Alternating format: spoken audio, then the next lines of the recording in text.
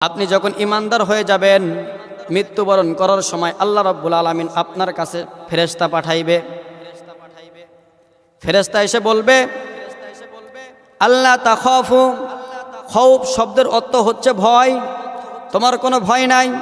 ওয়ালা তাহজানু, তোমার কোনো চিন্তা নাই, কোনো পেরেশানি নাই। ওয়া আবশিরু, তুমি সুসংবাদ গ্রহণ করো। বিল জান্নাতিল্লাতি, কিসের সুসংবাদ? জান্নাতের সুসংবাদ। কার কথা? আল্লাহ রাব্বুল আলামিনের কথা, কোরআনের কথা। ওয়া আবশিরু বিল জান্নাতিল্লাতি, তুমি সুসংবাদ গ্রহণ করো জান্নাতের সুসংবাদ। কুনতুম তুআদুন, যেটার ওয়াদা তোমাদের সাথে আল্লাহ রাব্বুল আলামিন করেছেন।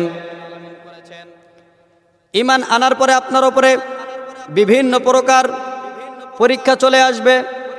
যেরকম পরীক্ষা দিয়েছেন হযরতে খাব্বাব রাদিয়াল্লাহু তাআলা আনহু।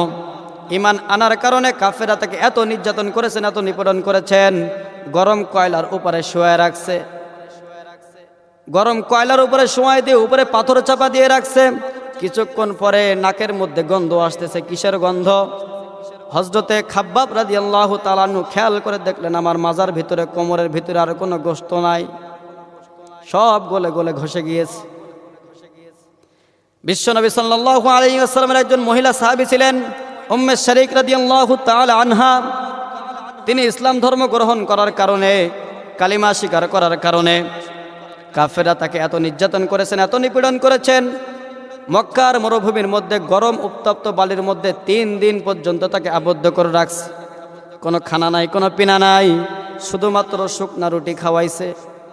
শুকনা রুটি খাওয়ানোর উদ্দেশ্য হলো, শুকনা রুটি যদি কোনো বান্দা খায় তাহলে তার পিপাসা অনেক বেড়ে যায়। মক্কার কাফেরদেরকে বললেন, আমাকে 1 ফোঁটা পানি পান করাও, আমার তো জানার বাঁচতেছে না।